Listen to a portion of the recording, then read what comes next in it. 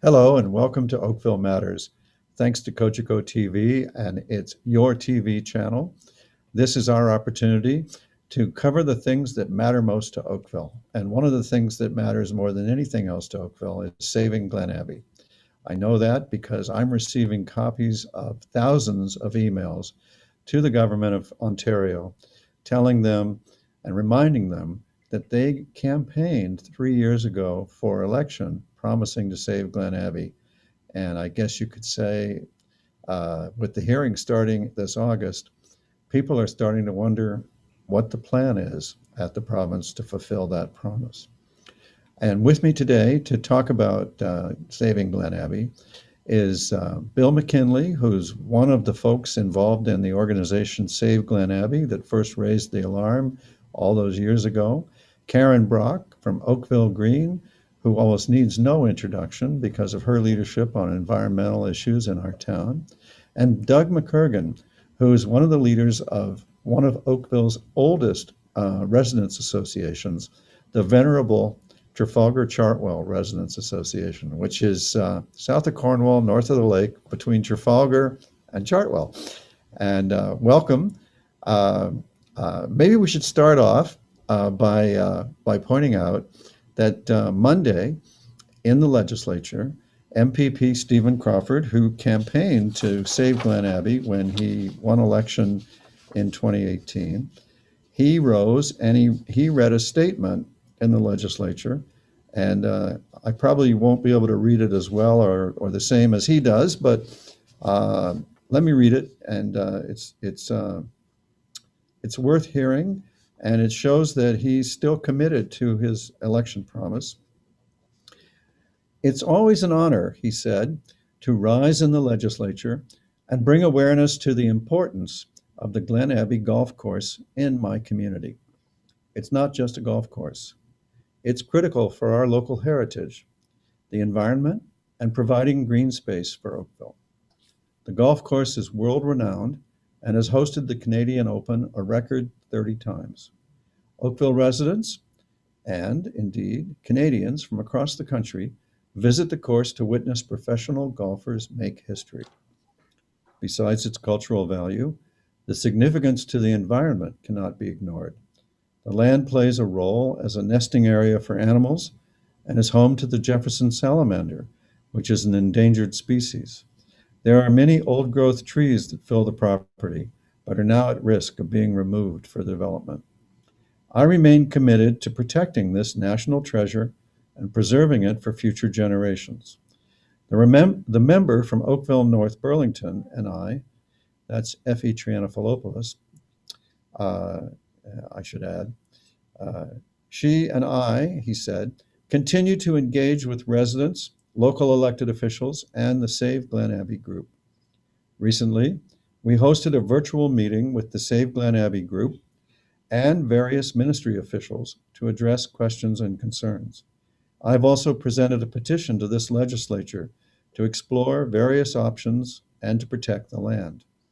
Importantly, it was an honor to host the Minister of Heritage, Sport, Tourism, and Culture Industries in Oakville a number of months back to visit the course firsthand and see why it needs to be protected. My office continues to receive thousands of emails from residents in my riding and across Ontario to save the course. I want to thank everybody who has written in. I will continue to advocate for protecting this great green space.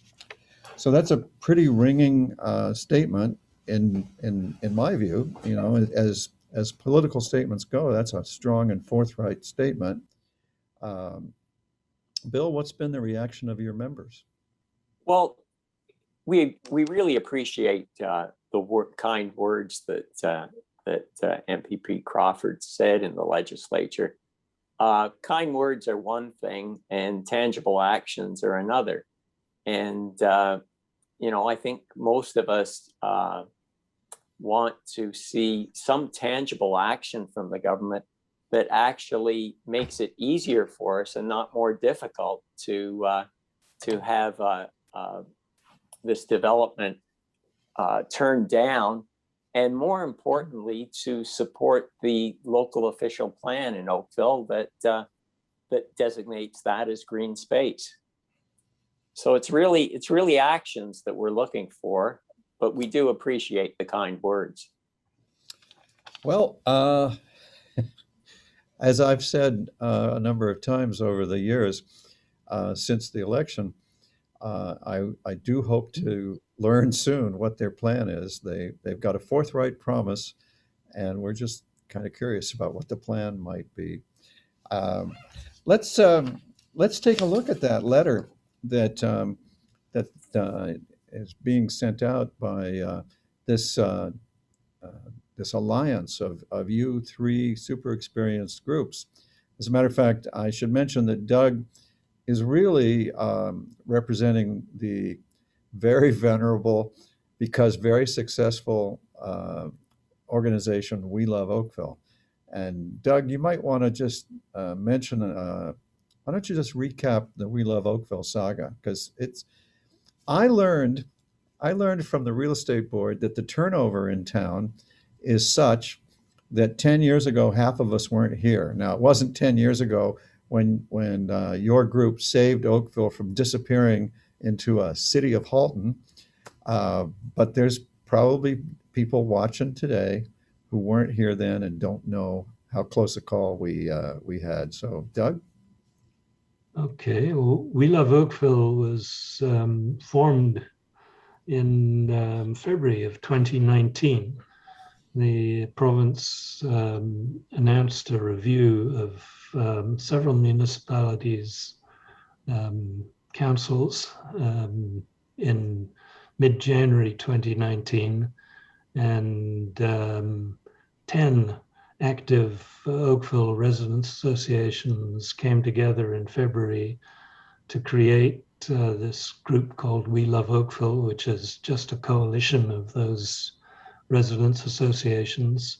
And we mobilized to stop the possibility of amalgamation of the 4 Halton municipalities into the city of Halton. So that's what we were campaigning about. And fast forward to, I think it was November of, it may have been October of 2019, that the province, the Premier announced that there would be no amalgamation of any municipalities as a result of the review underway. And I guess we waited to see the whites of its eyes, but sometime in December we declared victory, disbanded, handed back, well, we had a surplus. We'd done some fundraising, and we had promised that any money we had left over we would donate to charity, and we donated $2,500 to the Halton United Way. And we were on the brink of shutting everything down when we became fearful of other movements, other initiatives of the government, and decided that we really ought to remain in place for a while, just in case. And in case the government came forward with other frightening legislation, which they have done in 2020. I guess Karen probably will remember, I can't remember anymore, but I think it was sometime in the fall, it may have been in the summer, that We Love Oakville officially joined Save Glen Abbey and Oakville Green in opposing the proposed development on the golf course. And Karen, do you want to talk about how the three of you came together to form your alliance? Oakville Green has always been quite honest about their feedback about the development. And certainly one of the things is, where we're going to grow and how we're going to grow. So we've been involved right from the beginning. I guess, and I honestly don't remember how we connected with Save Glen Abbey, but we've been working together for quite a while. Quite a number of years, and then of course with the recent edition of We Love Oakville, I think we all have very similar understanding of the importance of the cultural heritage landscape and the environment, and that's how we clicked and are working together. And there's an advantage to having our groups cross-pollinate, so to speak. Yes, and we at Save Glen Abbey were totally supportive of the We Love Oakville campaign, and sent out a letter to our members way back in, I guess, March of 2019, encouraging them to write in. And most of us had two signs on our lawns. We had the We Love Oakville sign, and we had the Save Glen Abbey sign. And then, of course, Karen has been, as she said, she's been part of the dialogue on the golf course for a number of years. So it's not like this all came together all at once. It kind of was a natural progression. Yeah, and We Love Oakville is very much late to the party, I would say, but we're here now. But very welcome all the same, Doug. That's right. Well, if it was people instead of groups, we'd be asking, so who called who? But anyway, partly to show off that I can pronounce it, I want to mention that Effie Trianopoulos once said that Glen Abbey is the jewel of Oakville, and that, of course, is a sentiment we all share in our town, and so it's no surprise that three venerable groups like you would come together to try to remind everybody of their promises. How can people participate more? For example, we know this is headed for a hearing in August. Will the public be able to participate? So the public can participate in the LPAT process by submitting a letter. And there's great information on the town's website on the Save Glen Abbey section, or if you can't find that, just go to Save Glen Abbey, and we've got some information as well.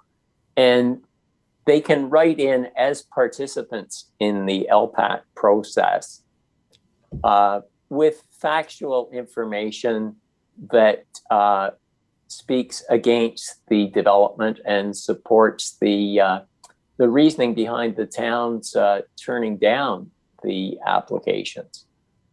There's lots of good reasons, and in fact, the letter that we have posted on our website, which people can send to the Premier and copy to other elected officials, outlines a lot of those very good reasons.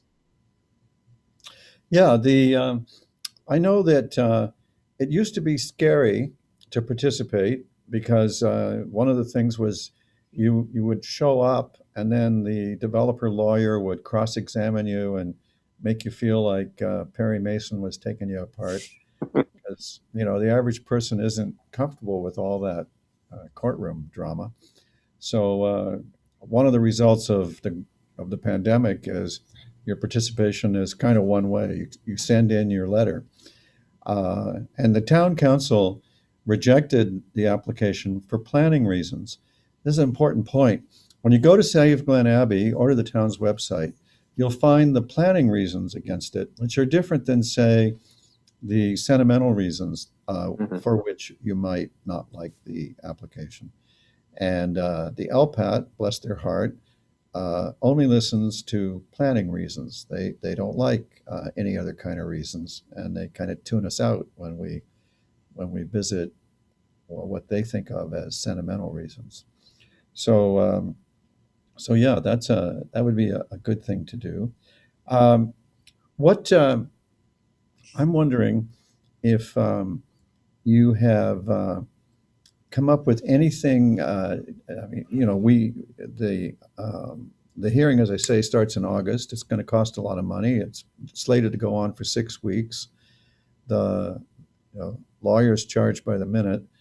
Have you had any encouragement from the MPPs to believe that they'll save Glen Abbey before we spend all that money at the hearing?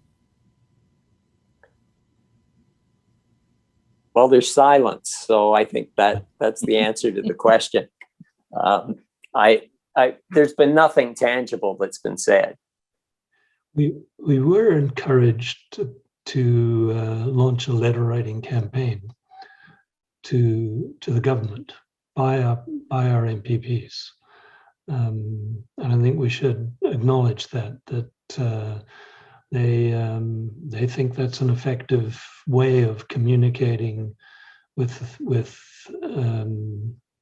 the government, with the ministries, that we really care.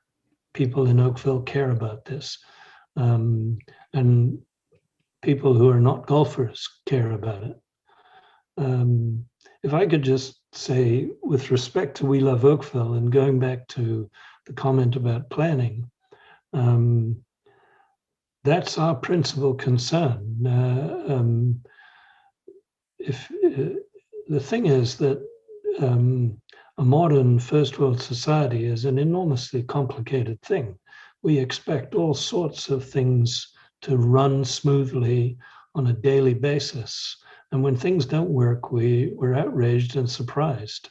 But it doesn't come about by accident. It requires enormous amount of planning and coordination by officials and government agencies at all levels.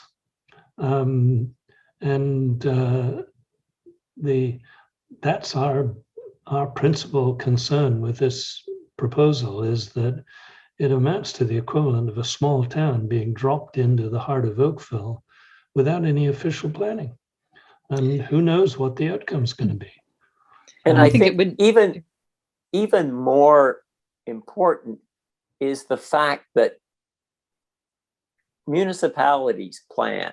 Municipalities take great care in seeking public input to the plans, and those plans are approved. Mm-hmm. And what we have here is the developer pushing the town out of the driver's seat and taking over and saying, I know better. And they're not accountable every 3 years, every 4 years to the public, whereas the elected officials are. And we rely on those elected officials to do, as you said, Doug, to give us good planning so that everything operates smoothly. Yeah.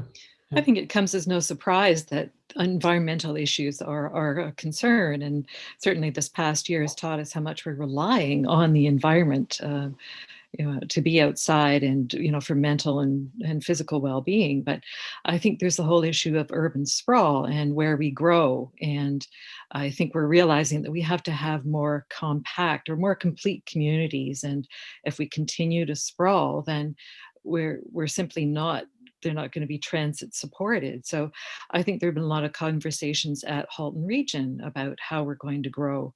And we want to protect our farmland too. So I think when, as Bill said, when you choose how you're going to grow in your own community, approved by the province, then let's go with that. But when that whole area acts like a big sponge, soaks up all that water and, all the ecological functions of a green space like that, air quality, water quality, habitat, and so on, is just not a sentimental attachment to tree hugging thing. So I think we really have to look at the fact that we made a commitment to attack the climate emergency, and by developing or building where the town planned, then that makes a whole lot more sense than sprawling and gobbling up greenfield.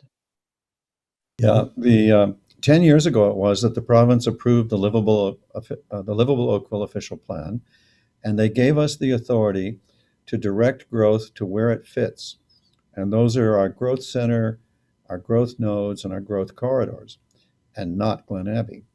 And we have the capacity in those places to absorb all of the growth that the province would ever want to send to us. As long as we use those growth centers, the growth center and the growth nodes and the growth corridors as they're intended. So if we underuse our places to grow, we will get spillback, and that'll kind of go against the direction of the Livable Oakville plan. But the Livable Oakville plan says we accept that the province has decreed that we will grow, and we're grateful that they allow us to say where we'll grow, and these are the places we will grow. And that's around our GO stations and on our major transit corridors like Trafalgar and Dundas, and in Palermo, north of Dundas, and a few small places, but not Glen Abbey. What they're proposing for Glen Abbey, our planners said would not fit there. And if there's a way to short form how Livable Oakville works, it is, we grow, but only where it fits, I guess is the way I would put it. So I do think that when we are talking about Midtown, I could wish that the default question would become, is that all you can put there? Rather than, oh my God, it's so high. Like we've got to start to learn that if we underuse the places to grow, then we could wind up with an unpleasant surprise if we don't have enough places to grow to absorb that growth. But you want to save your established neighborhoods, you want to save your green space, you want to save your Glen Abbey, you want to save your farmlands, and so on. You got to use your places to grow in order to save those things. So I know that this campaign is off to a huge start. I remember I gave a speech about, I think it was 3 weeks into the We Love Oakville campaign. And I mentioned that in 3 weeks, I had received 750 emails against amalgamation, and that this is the greatest number and by far of emails that I had ever received in my time as mayor. And I believe that we're just about to touch 2,000 in 3 weeks on this campaign. And so I think I'm safe to say that the community's feeling about this is 3 times stronger than it was about amalgamation. And I can count on the fingers of one hand the number of people who ever wrote to me in favor of amalgamation, and I have only received one email.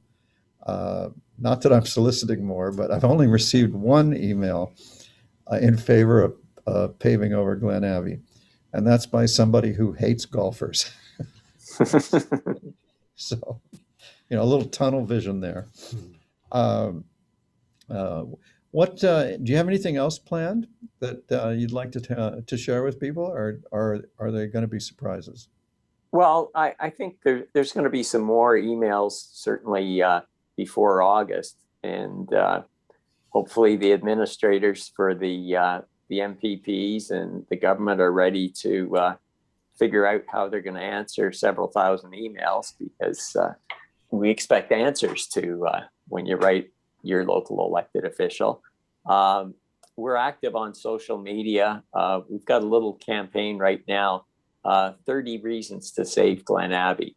So if you follow us on Twitter, follow us on Instagram, follow us on Facebook, Save Glen Abbey, you'll get some good solid reasons for saving that golf course, and more importantly, respecting the official planning role of the town of Oakville, and that role is not the developer's role.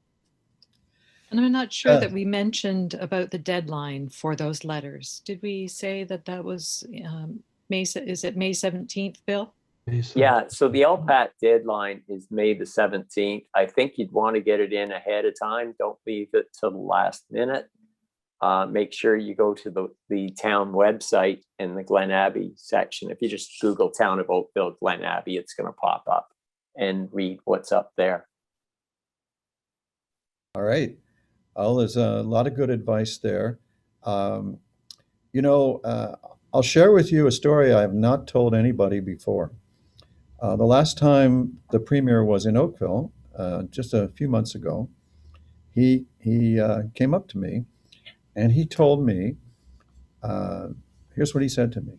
He said, "We're going to save Glen Abbey," and he said, "A lot of the media say that I'm for the developers, but," he said, "I'm not for the developers. I'm for the people. And the people want to save Glen Abbey," he said. "So we're going to save Glen Abbey." And I thanked him and said that I believe him and that I would really like to know as soon as possible what his plan is and how he's going to do it. So I imagine, I think he may even have encouraged the MPPs to encourage you to do the letter writing campaign, is all I can think. And I look forward to whatever he's got in store on this. But you know, I did not doubt his sincerity when he said it, and it put me in mind of a conversation I had with Hazel McCallion once, back when Premier Ford was a councillor in Toronto, and maybe the media were a little harsh on him then. And she swore to me that she'd known him forever, since he was a kid, and that he was a really good sort. And she had some reservations about other people that she never shied away from sharing.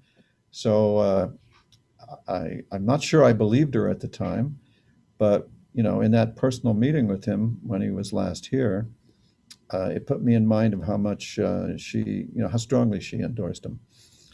Um, so we're ending on a note of hope, and I want to thank you for watching, and I want to thank Bill and Karen and Doug for joining me today. I hope you'll join us again the next time on Oakville Matters, and I look forward to hearing from you about what you'd like to hear or see on Oakville Matters. You can address me easily. My email is mayor@oakville.ca. I look forward to hearing from you. Please stay safe, keep well, and let me know of any way to help.